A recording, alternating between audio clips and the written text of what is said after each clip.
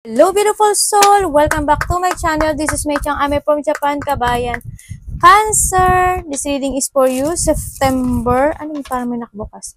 September 2024. Wala pala. Maraming salamat muna sa mga subscriber, new subscriber, cross-watcher. At sa mga bagong pasok dyan, welcome na welcome kayo sa bahay ni Ate Aimee. Salamat din sa mga nagpa-personal reading. Kung gusto po na energy nyo lang, ang gusto nyo makuha natin, all the details po is nasa baba po ng video na ito. This is a general reading, kabayan, kunin mo lang ang sayo, at itapon ang hindi naman talaga para sa iyo. Maaring ito isa vice versa, maaring energy mo, energy ng person mo, o energy ng malapit sa puso mo. Maaring nangyayari or mangyayari pa lang. Use your own intuition, lawakan natin ang ating isipan. Pag ito is hindi nagpit sa inyo, huwag nyong ipilit. No? Kasi marami kayong energy sa mundong ito, huwag nyong angkinin lahat. Okay? Ibig sabihin, hindi ito para sa inyo.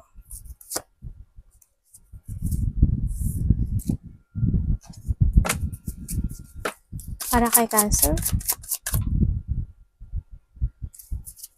September 2024. Ayun, nahulog na.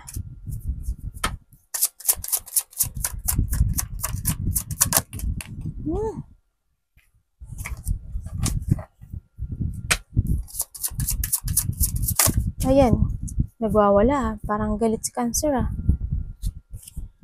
Galit lang. We have the house. Okay. Ibig sabihin, maaring nagkakaroon ng mga problema with it comes sa bahay mo, family mo. Siguro, andun din yung may siguro sa inyo na very privacy person. Mas komportable pag nasa bahay. Mas okay sila. Parang gusto nila mag-isa sila, ganyan. Mas nakaka-relax sila, nakakahinga sila sa ganyan.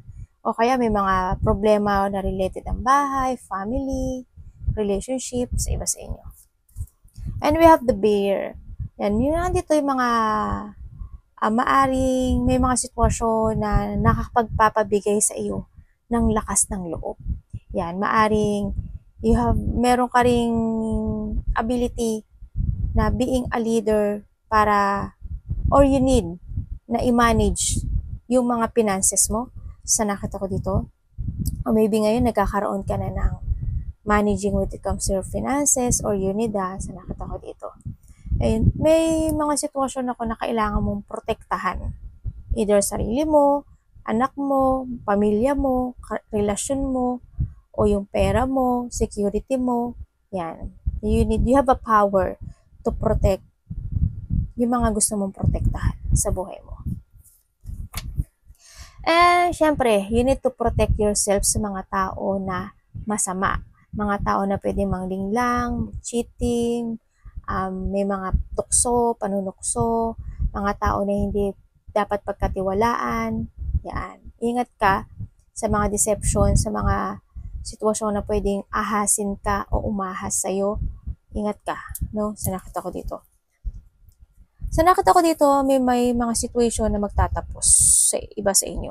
May magtatapos, may mararamdamang lungkot o may nararamdaman na lungkot. May mga magkakasakit, either ikaw o malapit sa puso mo, baka may magkasakit na kailangang alagaan ng sarili. May magtatapos nga, yan. May something lost. I hope wala. Baka in the past, may mga nawalang buhay, ano? O kaya may sakit talaga at nagpapadoktor. Yung iba sa inyo siguro dumadaan kayo sa mga depression or dadaan kayo sa depression, pag-aalala, mga ganun ang nakita ko. May mga transformation din ako nakita sa iba. Maaaring may mga naaalala kayong lungkot from the past, mga ganyan. Sa nakita ko sa dito, maaring kayo is a person na magaling kayo magbigay ng advice or you need ng advice from someone sa nakita ko dito. And iba nga, you have a knowledge na or you need na i-manage yung sarili mo, yung emotion mo. Ang nakita ko dito. May mga magaganap daw na, may mga sitwasyon daw na kailangan ng iyong attention. May mga sitwasyon na kailangan mong depensahan yung sarili mo. May mga sitwasyon na kailangan mong manindigan. May mga sitwasyon na kailangan mong magsalita. No, baka magkakaroon ng mga hindi pagkakaintindihan sa iba, sa paligid, sa'yo, o kanino man sa nakita ko dito. Na sinasabi rin dito, you need to be very careful to yourself, no? Kailangan mo rin daw minsan na siguro handin yung situation na kailangan mong alagaan at protektahan yung sarili mo. Huwag kang manahimik. Kumbaga, baka may mga sitwasyon ka na ayaw mong harapin, may mga sitwasyon ka na dinadaan ng hurt, pain sa ngayon, kaso nahadun ka lang sa pain na yon at hindi ka lumalabas. Yan, kung ano may mga pinagdadaanan mong emotion, kailangan mong alagaan yung sarili mo at protektahan. Yun, and kahit na you feel alone, huwag mo pa rin pabayaan. Yun nga, baka iba sa inyo, mahilig kayo magpaganda. Yan, magpaganda kayo. Magpakulay kayo ng buhok. Yung lahat. Kasi para bumalik yung confidence mo. Baka iba sa inyo, ginagawa na yun, di ba? Yung always beautiful, mabango, maganda, palaging nagpapaputi, ganyan. Kung ano yung mga nilalagay na ating-ting para lang kuminis, mga ganyan. Sa nakita ko to. Yung syempre sinasabi rin dito na may mga profit may mga ginawa ka in the past na maaring ma-invest, ma-harvest mo sa ngayon. Kumbaga, may mga ipinunla ka noon sa mga nakaraan na ngayon is maaring ma-harvest mo na sa nakita ko dito. May mga gain siguro, baka natin nag-iipon ka ng pera, tapos ngayon, baka okay na, o kaya baka dati pinapangarap mo lang na magkaroon ng cellphone, iPhone 15, ngayon nakaipon ka na at yun na yung resulta ng iyong hard work, yung pag-iipon mo, mabibili mo na, mga ganon. May mga ginawa ka at magkakaroon ng gain dito sa iyong pinaghirapan, no? Sa nakita ko dito. Eh, yun nga, nakikita ko rin na may mga situation na okay naman ako sa nakikita ko sa iba sa inyo, ang hindi ko lang maintindihan kung bakit para kang nandito ka sa sitwasyon na parang na-corner ka. You are trapped sa isang, either sa trabaho mo, sa relasyon mo, sa family mo. No? Parang hindi ko alam kung ikaw ang lahat na nagpo-provide o ikaw ang nag-iintindi, tumutulong dito sa kanila. Sa mga sitwasyon na yon, sa nakita ko dito. Kasi nakita ko nagiging emotional ka. No, o maari naman yung iba sa inyo, you have a two person in your life.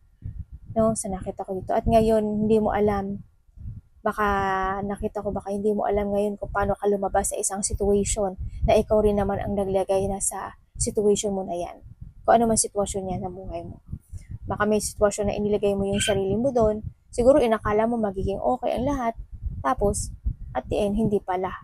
'Di ba? Kaya ngayon, nahandun ka sa sitwasyon na yun, na parang nahihirapan ka lumabas. 'Di ba? Maaring ganun sa iba sa inyo. Tingnan natin. Ay.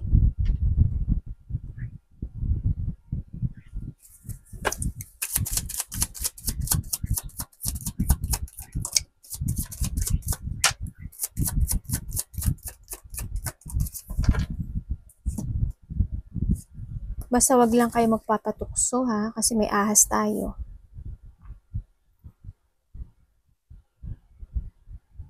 Bakit po?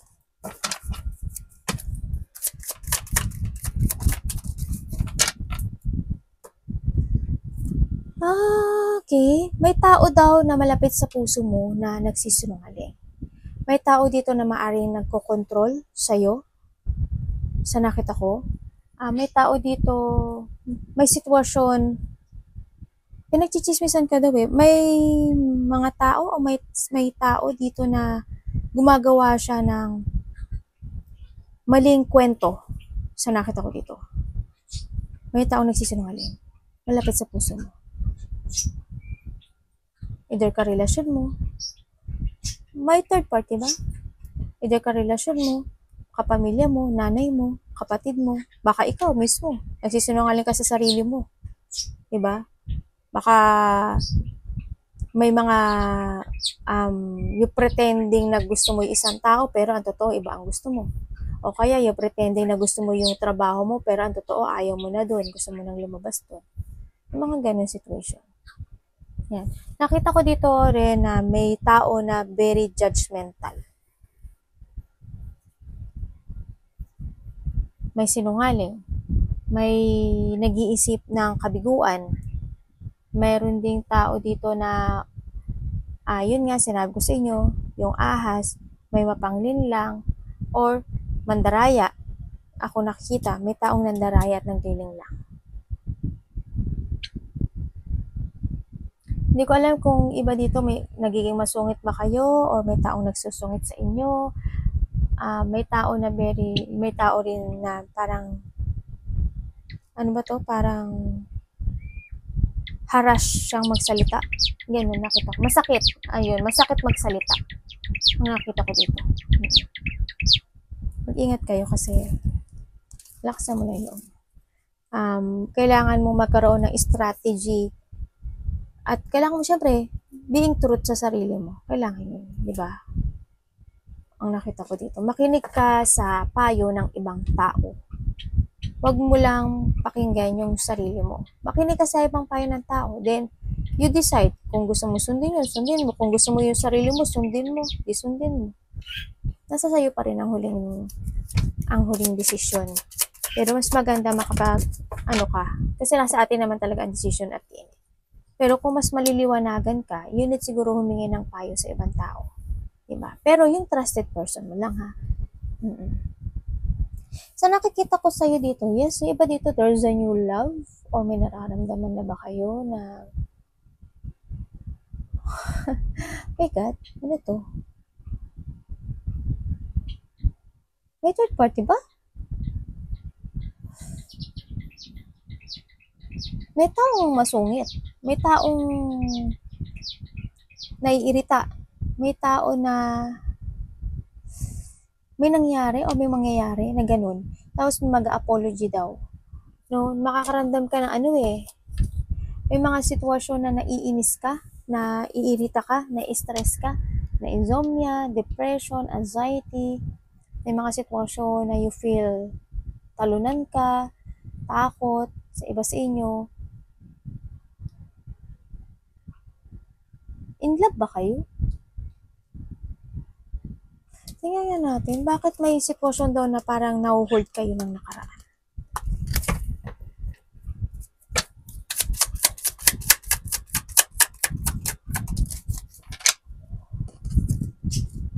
Bakit po?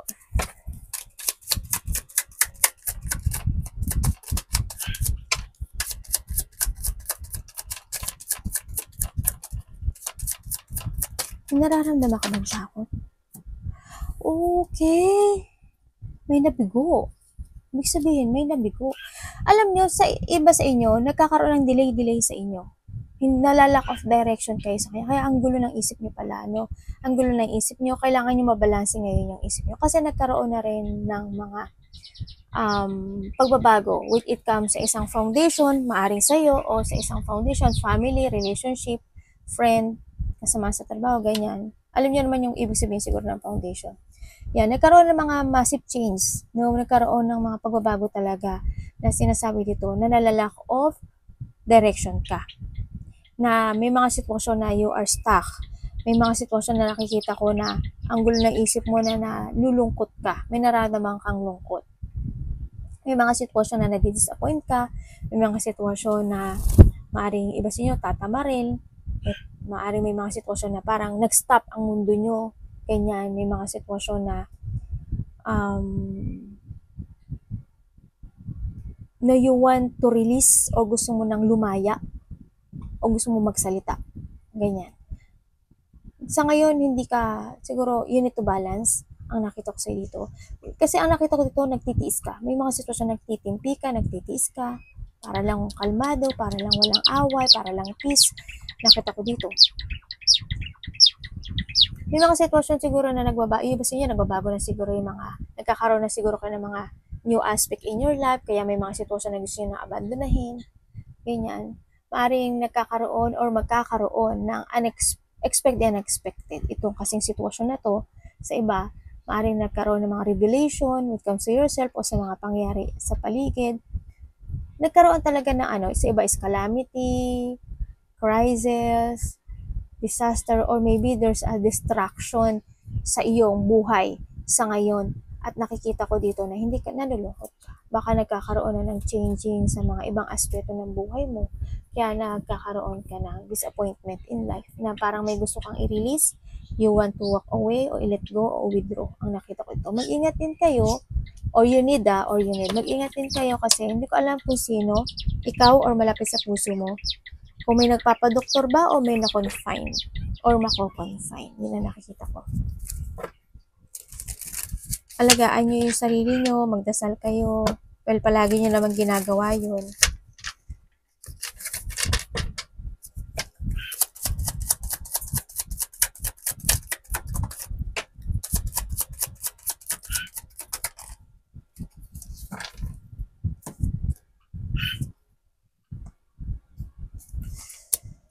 Para saan po? May mga biglang mangyari daw. Related ang money. Ang mahalaga sa buhay.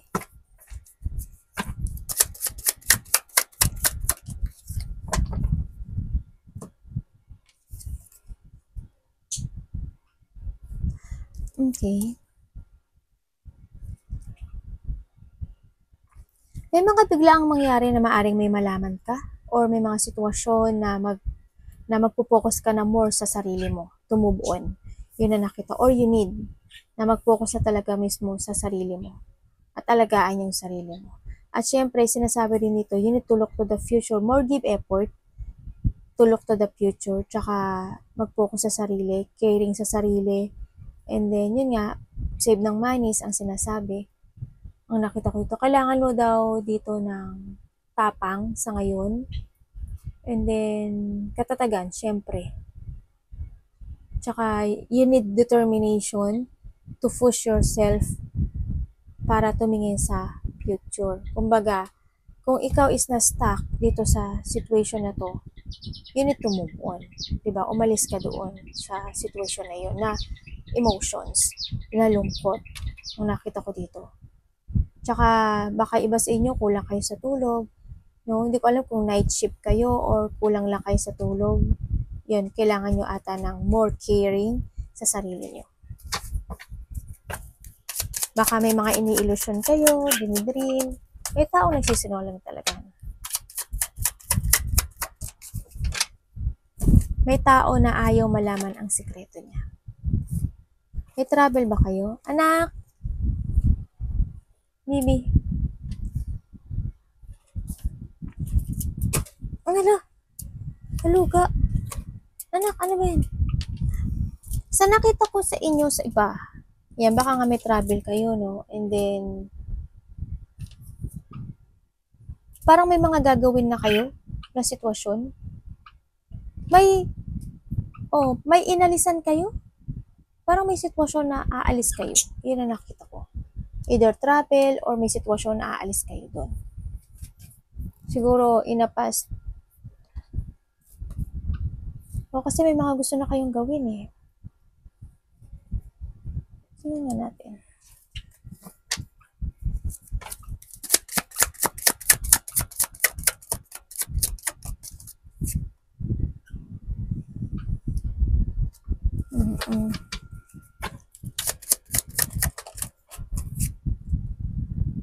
Okay, thank you. Ang nakikita ko dito, may taong magsasorry.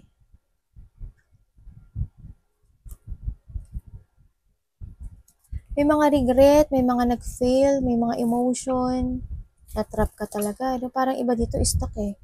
May mga sitwasyon na stuck kayo. Pero nakita ko dito, you need to follow your heart to move on to growth. Ang sinasabi to, mag-forward ka daw sa mga plano mo. Kailangan mo daw maging matatag at malakas.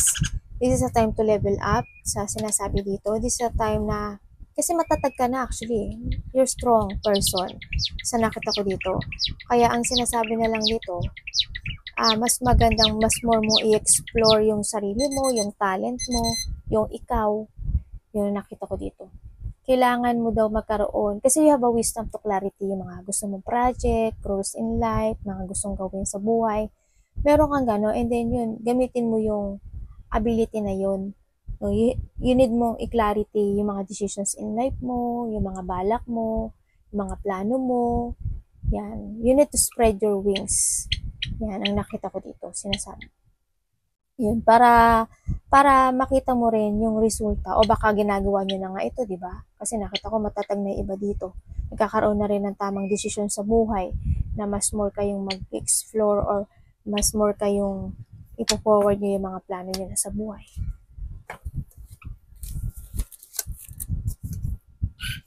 Pero andun pa rin siyempre yung lungkot, nandun pa rin yung regret sa nakita ko dito. Baka iba sa inyo, nakakaramdam minsan ng masakit ang ulo, masakit ang paa, o baka masama minsan yung pakiramdam nyo, baka nakakaramdam kayo minsan ng pagkatamad, ganyan. O maaring meron ditong may sakit sa malapit sa puso mo.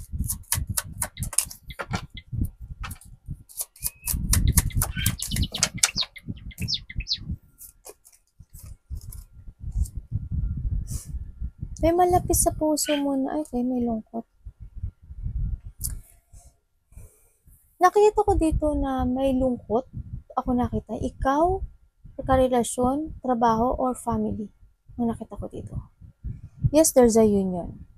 There's a union, ako nakita. Pero maaring may mga lungkot na nararanasan. May mga tao akong nakikita na maaring may tinatagong lihim. May secret, may hidden. Handun yung emotion. Yun na nga. Tingnan natin.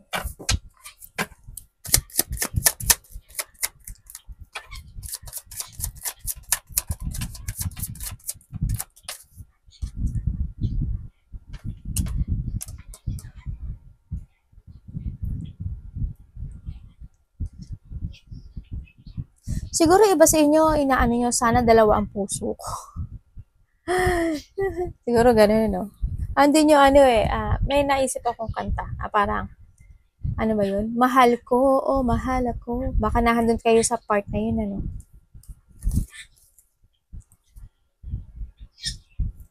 Yung iba dito, siguro nandito na kayo sa situation na may sinasabing mana.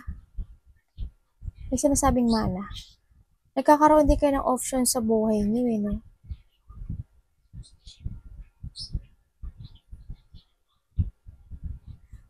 Hindi ko alam kung bakit may nagsisinungaling. Siguro meron ditong wala na. Ang nakita ko dito, lalaki, nagsisinungaling. Or maaring malapit sa puso mo, nagsisinungaling. Either family, kasama sa trabaho, Baka kayo, nagsisinungaling kayo sa sarili niyo. Baka may lihim kayo.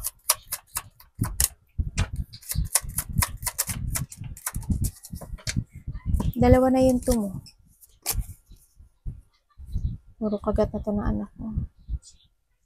Sa nakita ko ngayon, when it comes to your recovery, and plano sa buhay, mga desisyon sa buhay, nagiging very slow. Nagkakaroon ng frustration sa buhay mo ngayon or mangyayari pa lang sa iba, nakikita ko dito, parang may mga sitwasyon na nagkaroon ka ng victim mentality. Sitwasyon na negative thought, ganyan, may mga sitwasyon na na-stuck at na-trap ka talaga. No? May mga sitwasyon na parang na-imagine mo, parang wala ng pag-asa, helplessness, itong mga ginagawa ko. Nagkakaroon kasi ng doubt. Iba, there's a doubt. Iba, handin yung, you don't know how to proceed.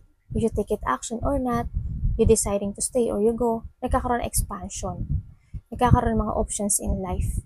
No, maaring nagkakaroon ng discovery or preparation, maari. Kaya handin yung plano. You need to be careful when it comes to planning, no? May mga tao rin ako na nakita na hindi mapakali.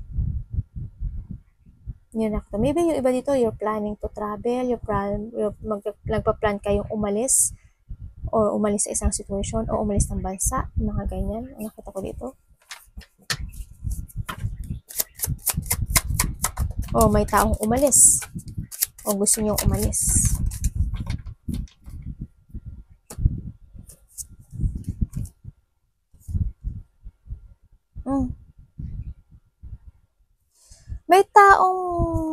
May tao dito na binabackstab ka. May tao dito na andito yung sitwasyon na parang ikaw lang ang nagigib na nagigib na nagigib. Tulong ng tulong, tulong ng tulong, understand ng understand. When it comes sa relationship or sa family man yan, sa trabaho, ganyan, parang ikaw na lang, hindi balance siya. Parang ikaw na lang yung umiintindi. Tapos isa yung kabilang panic is receive lang ng receive. Ganyan. Yan nakita ko. Kaya nandito ka siguro sa situation mo na yung mga sitwasyon na iniisip mo gabi-gabi, no? Kung yung mga solutions in life, yung mga tao na ginagago ka, yung mga tao na binabackstab ka, naghahanap ka ng talagang tamang direction sa buhay mo. Siya nakita ko dito, or naghanap ka, no? Dumadating ka sa sitwasyon na nagsiyasat ka sa sarili mo, naghahanap ka ng katotohanan, ando dumadating yung urong sulong ng feeling, na if you want to withdraw something, or maybe iba dito, you want to retire sa trabaho, sa karelasyon, or sa anumang bagay yan. Nakita ko to, you are nasa sitwasyon kasi na you are recovering sa difficult na situation mo ngayon. Sa nakita ko dito. Yun nga, ang sinasabi to, na you need to let go the past. Kasi it's over and it's done, no? Ang sinasabi, it's time to awake. It's time to transform. May transformation ako nakikita rin, and kailangan mo na daw magdesisyon sa buhay. No, you need to see the light sa nakita ko dito sa iyo. Kumbaga, may kanyang horizon sa nakita ko dito. May kanyang horizon, and then, yun nga, kalimutan na yung nakaraan. Kailangan mo rin na magkaroon ng awareness din, syempre, and you need to learn from the past, no? Sa nakita ko dito. Isipin mo naman ngayon yung sarili mo. O maaring iniisip mo na yung sarili mo, kaya nakita ko iba sa inyo, nag-move na kayo. Kaso, yun nga lang, nagkakaroon lang talaga ng struggle in life, mga problema sa buhay, nagiging emotion kasi yung iba.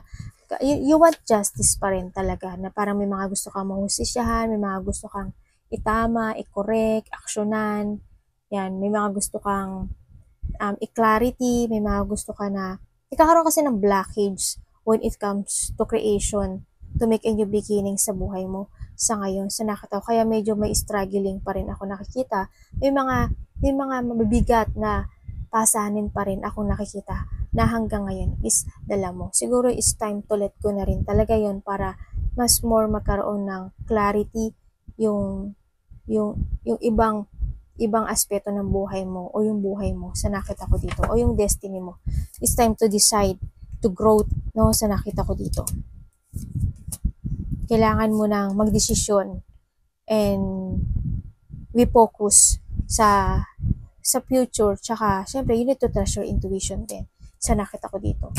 And yun nga, baka iba sa inyo nagkakaroon kayo ng spiritual awakening. It's time na rin siguro na baka hindi nyo naiintindihan yung mga part na yun, mag-research kayo kung kinakailangan. Yan, kung paanong, how to develop yun, baka nagkakaroon ng blockage which comes sa inyo, no? Sa nakita ko dito. Trust your intuition and listen to your inner voice. Sa nakita ko dito.